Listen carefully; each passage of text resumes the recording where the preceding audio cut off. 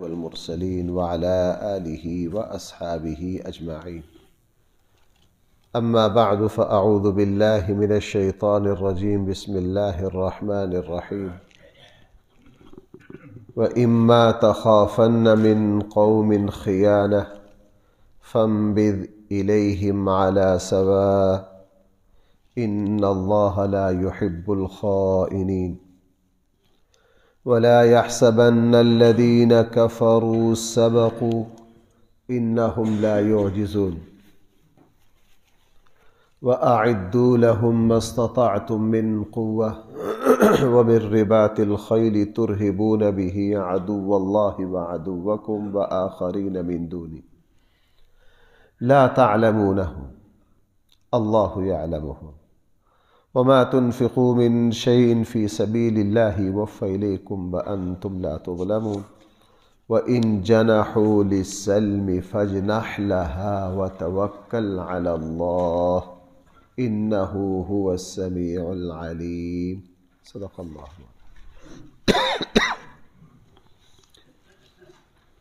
یہ جو آیات ہیں یہ ساری اسلام کے جنگی احکام ہیں.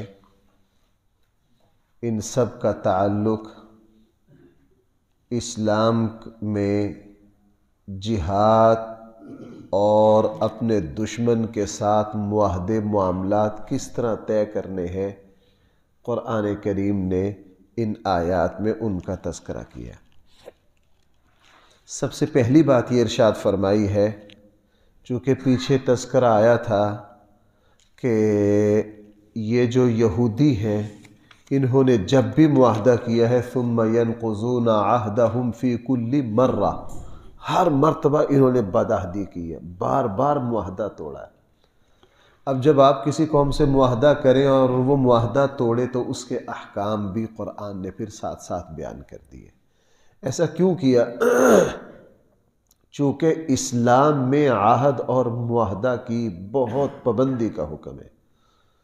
اسلام میں بھائی عہد اور معاہدہ کی پابندی کا بہت تاکیدی حکم ہے. مسلمان کو فرد کے اعتبار سے، جماعت کے اعتبار سے، مسلمان ریاست کو ریاست کے اعتبار سے کسی بھی طرح کی بدعہدی کرنے کی اجازت نہیں ہے. رسول اکرم صلی اللہ علیہ وسلم نے اس پر اتنی پابندی کی، آپ ذرا اس کا اندازہ اسی سے لگا لیجئے کہ حضرت حذیفہ رضی اللہ عنہ اپنے والد کے ساتھ مکہ سے نکلے مدینہ آنے کے لیے. راستے میں ابو جہل کا لشکر بدر کے لیے جا رہا تھا. انہوں نے حضرت حذیفہ اور ان کے والد کو پکڑ لیا اور پکڑ کر کہا تم مدینہ جا رہے ہو اور مدینہ والوں کے ساتھ مل کر ہمارے ساتھ مقابلے پر جنگ پر آؤ گے، اس لیے ہم تو تمہیں نہیں چھوڑتے، ہم تمہیں چھوڑتے. ان کو پکڑ کے باندھ لیا اور اس شرط پر چھوڑا، ان سے عہد لے لیا کہ آپ مدینہ کے قافلے میں شریک ہو کر ہمارے ساتھ جنگ نہیں کرو گے. حضرت حذیفہ اور ان کے والد نے معاہدہ کر لیا. ان کو یہ تھا کہ یہ تو کافر ہے. یہ کیا ہے؟ کافر ہے. کافر کے معاہدے کی کیا حیثیت ہے؟ اور کافر بھی بھائی کون ہے اس امت کا؟ فرعون، ابو جہل. اور بدر میں جا رہے ہیں، اسلام کی پہلی جنگ ہے. اور حضرت حذیفہ رضی اللہ عنہ اور ان کے والد نے جو ان سے معاہدہ کیا وہ بطور ایک چال کے کیا تاکہ ان سے ایک جان چھڑے. انہوں نے پکڑ کے ہمیں باندھ لیا، قید کر لیا اور اس معاہدہ کے نتیجے میں چھوٹ گئے. رسول اللہ صلی اللہ علیہ وسلم کے قافلے میں مل گئے. اور بدر کے دن رسول اللہ صلی اللہ علیہ وسلم کو حضرت حذیفہ کسی ساتھی کو بتا رہے تھے کہ ہم تو اس طرح چھوٹ کر آئے ہیں. حضور نے سن لیا. رسول اللہ صلی اللہ علیہ وسلم نے بلا کے پوچھا کہ آپ کیا معاہدہ کر کے آئے ہو؟ یہ اللہ کے حبیب ہم تو مدینہ آ رہے تھے، رستے میں انہوں نے پکڑ کے ہمیں باندھ لیا، قید کر لیا. ہم نے یہ معاہدہ کیا کہ ہم تمہارے خلاف جنگ میں شریک نہیں ہوں گے. رسول اللہ صلی اللہ علیہ وسلم نے فرمایا پھر عہد کی پاسداری کرو. جو عہد کی پاسداری نہیں کرتا وہ مومن نہیں ہے. وہ مومن ہے. اب 313 بندے، بھائی کتنے بندے؟ یہاں تو ایک ایک فرد کی ضرورت ہے. حضرت حذیفہ فرماتے ہیں میں اور میرے والد جنگ میں کنارے پر بیٹھے رہے، ہم کچھ نہیں کر سکتے، جنگ میں کسی طرح کی شرکت ہے اس لیے حسرت سے کہا کرتے تھے کہ میں بدر کے دن میدان بدر میں موجود بھی تھا، چونکہ بدریین کا تو بہت بڑا اعزاز ہے، میں جنگ کے دن میدان بدر میں موجود بھی تھا، پہنچ بھی گیا تھا، اللہ کے نبی نے اجازت نہیں دی، حسرت سے کنارے پر بیٹھا رہا، چونکہ اللہ کے نبی نے فرمایا کہ تم نے عہد کی کیا کرنی ہے؟ پاسداری کرنی ہے، معاہدہ کی پاسداری کرنی ہے۔ اب افسوس ہوتا ہے ہمارے یہاں ہم نے کافروں کا کیا کہنا، بلکہ وہ تو معاہدے کی پاسداری کرتے ہیں۔ ہمارے یہاں مسلمان ملکوں میں خود ہمارے ملک کے 10 معاملات ایسے آتے ہیں کہ کسی دوسرے ملک سے کوئی معاہدہ ہوتا ہے، بعد میں بھائی کیا کر دیتے ہیں؟ اس معاہدے کی خلاف ورزی کر دیتے ہیں۔ بہرحال یہاں رسول اللہ صلی اللہ علیہ وسلم سے فرمایا نبی جی جب آپ کسی سے معاہدہ کریں تو اس کی پاسداری کریں، اگر آپ کو کسی دوسری قوم کی طرف سے معاہدہ کی خلاف ورزی کا خطرہ ہو، یا آپ اب مزید کسی قوم سے اپنے معاہدے کو جاری نہیں رکھ سکتے، تو اس قوم کے سامنے علل اعلان معاہدہ واپس کر دیں۔ معاہدہ کیا کر دیں؟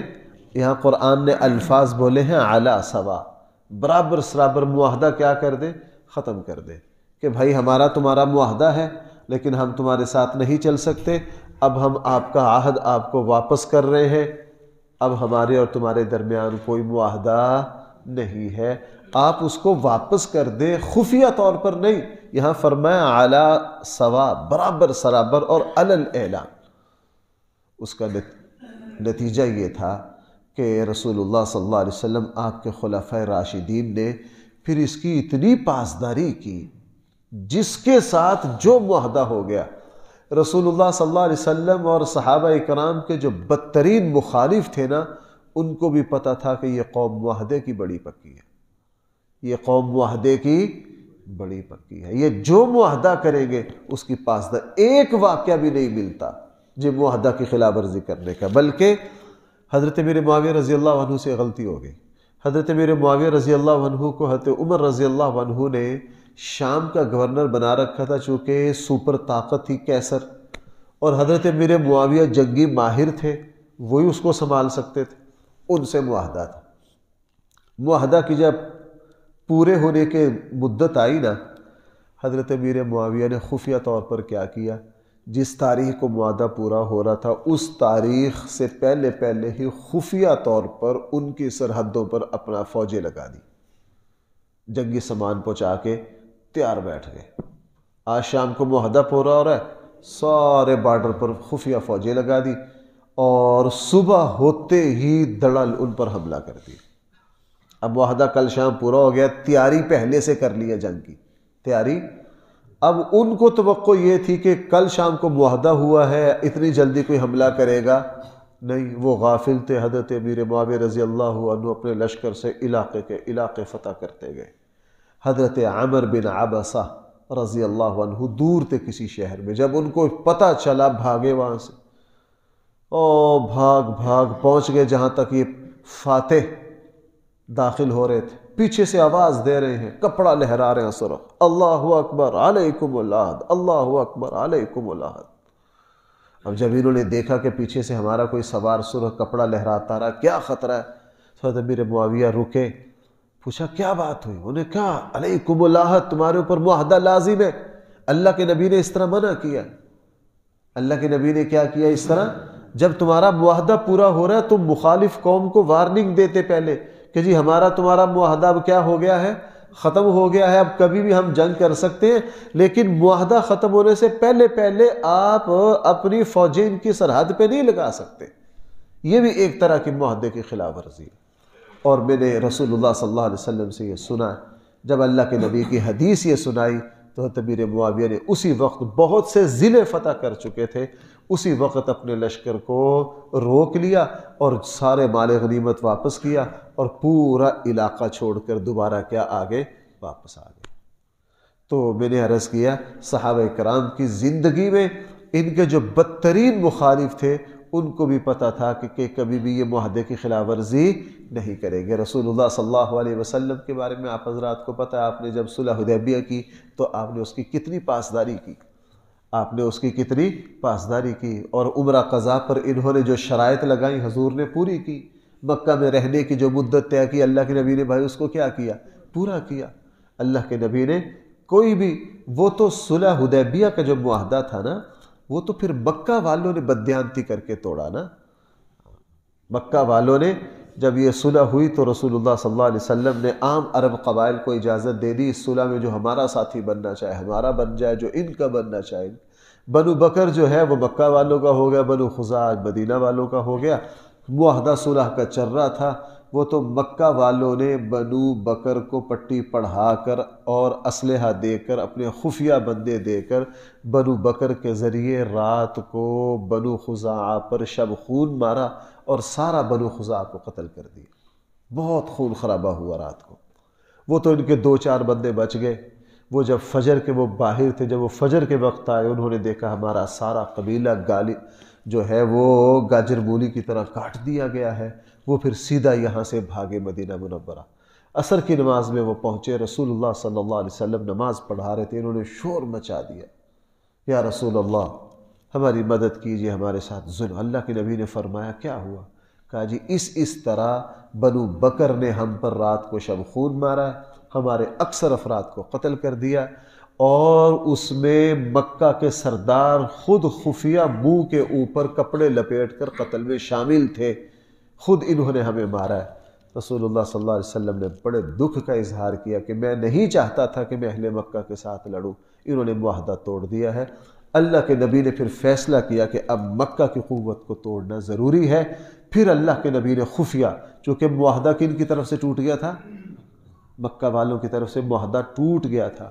پھر اللہ کے نبی نے خفیہ تیاری کی، اور تیاری کر کے اتنا اچانک مکہ پر حملہ کیا کہ مکہ والے پھر اس کا مقابلہ نہیں کر سکے۔ اس لیے قرآن کریم نے کیا فرمایا ذرا دیکھیے، فرمایا وَإِمَّا تَخَافَنَّ مِن قَوْمٍ، اور اگر آپ خطرہ محسوس کریں کسی قوم کی طرف سے خیانتاً بددیانتی کا، فَبِّدْ إِلَيْهِمْ عَلَى سَوَاءٍ، ان کی طرف پھینک دیجئے ان کا معاہدہ علی الاعلان۔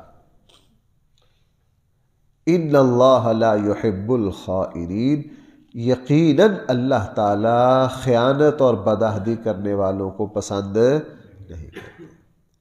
کافروں کو ایک وارننگ بھی دے دی قرآن نے، وَلَا يَحْسَبَنَّ الَّذِينَ كَفَرُوا سَبَقُوا، نہ گمان کرے کافر سبقوا کو وہ ہاتھ سے نکل جائیں گے، بھاگ جائیں گے، اللہ کو بے بس کر دو گے۔ ہاں اگر کبھی تم مسلمانوں کو بے بس کرو، اس میں مسلمانوں کا قصور ہوگا۔ بھائی اس میں کس کا قصور ہوگا؟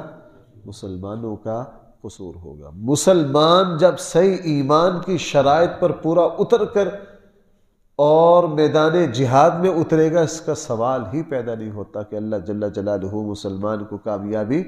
آپ فلسطین کو دیکھ لیجئے، آپ افغانستان کو دیکھ لیجئے، جہاں جہاں مسلمانوں نے قرآن و سنت کے مطابق جہاد کا علم بلند کیا ہے، اللہ نے کافروں کو گھٹنے ٹیکنے پر بھائی کیا کیا ہے؟ مجبور کر دیا۔ انہم لا یعجزون، یقیناً یہ جو کافر ہیں یہ اللہ کو عاجز نہیں کر سکتے۔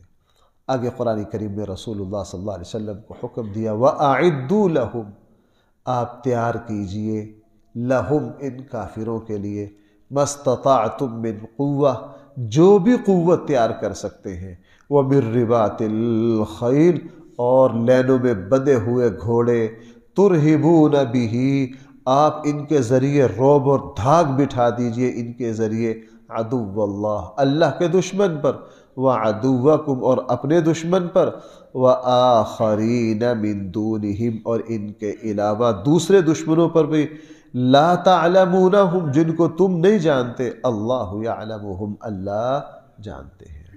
یہ مشہور آیت ہے، آپ سارے حضرات اس آیت، مسلمان بچہ اس آیت کو جانتا ہے۔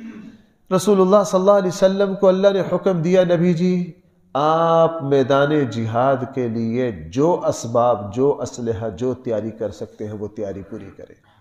وہ تیاری کیا کریں؟ اس لیے ہمارے آقا صلی اللہ علیہ وسلم نے اپنے زمانے کے جو بھی جدید سے جدید اسلحہ تھا جنگ کا، اللہ کے نبی نے اس کی تیاری کی۔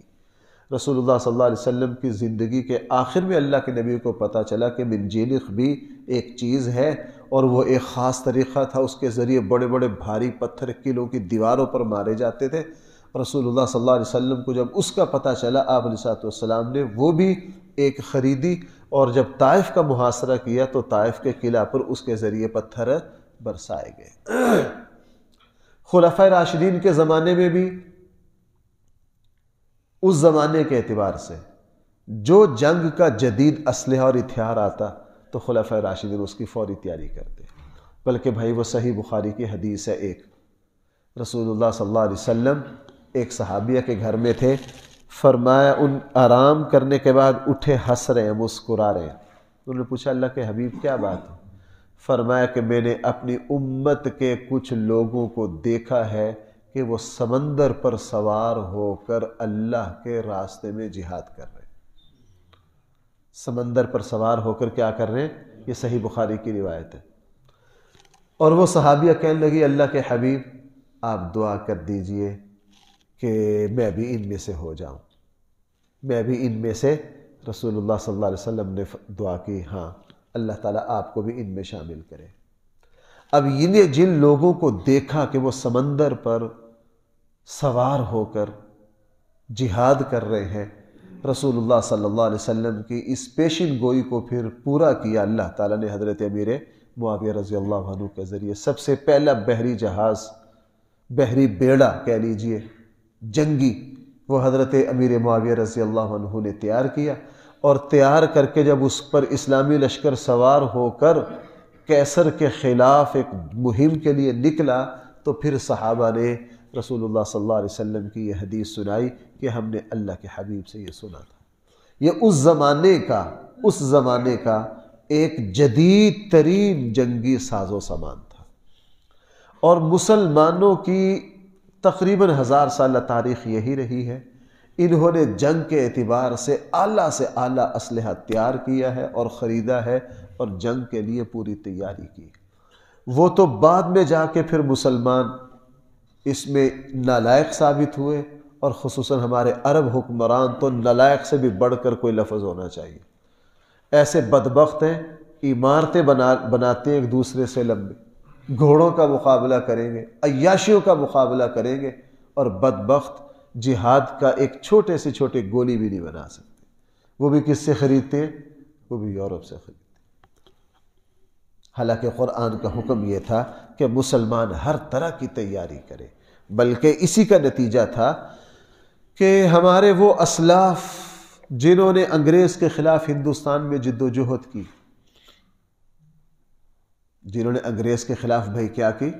جد و جہد کی، وہ پڑھنے پڑھانے والے لوگ تھے، علماء تھے۔ 1857 کی جنگ آزادی ہو، یا یہاں سید اسماعیل شہید اور سید احمد شہید کا انگریز اور سکھوں کے خلاف تحریک ہو، انہوں نے اپنے زمانے کے اعتبار سے، بلکہ میں ایک دن اس پر حالات دیکھ رہا تھا، مولانا جعفر تھانیسری کے حالات میں ہے کہ وہ ایک دن اپنے گلے میں رسہ ڈال کے دیکھ رہے، بہت بڑے عالم تھے۔ دوسرے نے پوچھا کیا دیکھ رہے؟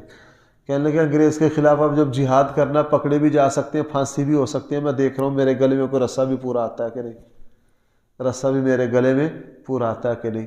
ننگے پاؤں برف کے اوپر چل کے مشق کرتے، جو کچھ بن پڑتا انہوں نے کیا، اور مسلمان نے اسی سے مار کھائی ہے۔ اگر مسلمان، مجھے یوں محسوس ہوتا ہے، اگر مسلمان اس آیت پر عمل کرے اللہ خاص مدد کرتے ہیں۔ اس کی مثال کیا ہے؟ پاکستان کا ایٹمی اسلحہ بنا لینا، ہمارے یہاں بدیانتی پتہ نہیں کیا کچھ ہے، اور ان اداروں میں بھی سارا کچھ چلتا ہے، لیکن اس کے باوجود بھائی پاکستان اہم چیزیں بنانے میں کامیاب ہوگا کہ نہیں؟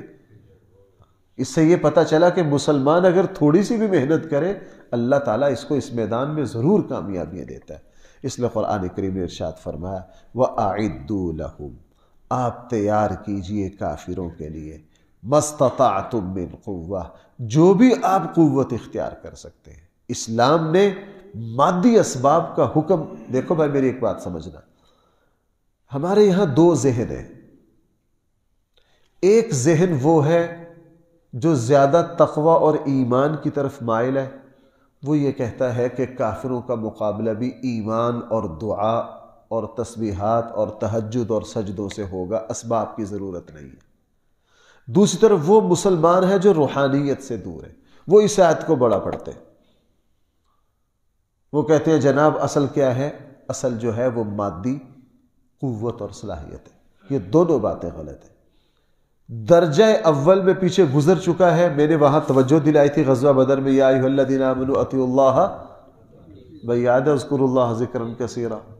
مسلمان کی دو تیاریاں ہیں، کافر میدان جنگ میں اترتا ہے ایک تیاری کے ساتھ، مسلمان اترتا ہے کتنی تیاریوں کے ساتھ؟ مسلمان اپنے ایمان کو مضبوط، اپنے اللہ پر بھروسہ، اپنے اللہ ہی کی طاقت پر یقین و اعتماد، اور رسول اللہ صلی اللہ علیہ وسلم کی کامل اطاعت اور فرما برداری، اور میدان جہاد میں اترنے سے پہلے اپنے اللہ سے اپنے رابطے کو مضبوط، اپنے معاملات کو درست، یہ اس کی پہلی تیاری ہے۔ اور اگر سچ بتائیں تو بیس اور بنیاد یہی بنتی۔ نمبر دو، پھر وہ اس زمانے کے اعتبار سے جو جدید سے جدید اسلحہ ہو سکتا ہے اس کی تیاری کرے۔ ان دونوں تیاریوں کے ساتھ اگر یہ میدان جہاد میں اترے گا تو بھائی اللہ پھر اس کی کیا کریں گے؟ اللہ اس کی مدد کریں گے۔ اگر اس کے بغیر اترے گا تو جناب چند دنوں میں سارا کچھ رہ جائے گا۔ میں تو بھائی صاف صاف مثالیں دے دیتا ہوں، آپ سعودیہ کو دیکھ لو، سعودیہ کو دیکھ لو، ساری دنیا سے اسلحہ خرید کے یمن کے ساتھ صرف 2-3 سال لڑنے کا موقع آیا ہے، اور آپ دیکھ لیجئے سعودیہ کا کیا حشر ہو گیا۔ کیوں؟ مسلمانوں کو بتا دیا صرف تم اسلحہ کی بنیاد پر نہیں کچھ کر سکتے، تمہارا اپنے اللہ سے تعلق بھی مضبوط ہو، اللہ پر اعتماد اور بھروسہ اور ایمان بھی کیا ہو، پھر آپ ظاہری اسباب بھی اختیار کرو۔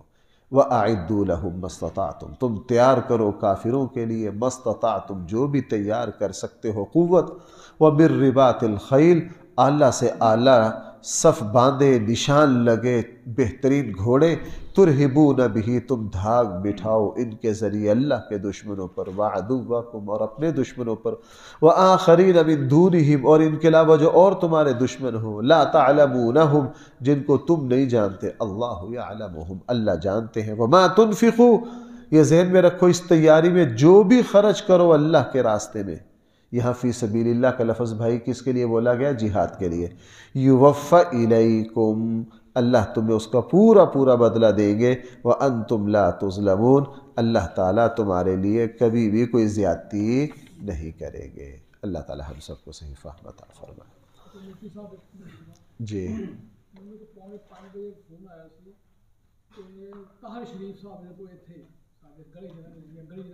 جی وفات ہو گئی ہے کوئی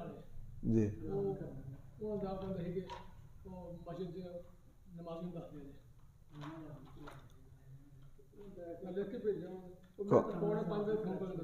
کون ہے جی؟ طاہر شریف صاحب، میں تو واقف نہیں ہوں۔ لائیں اعلان، پرچی پکڑ لیں، یہی پڑھ دیتے۔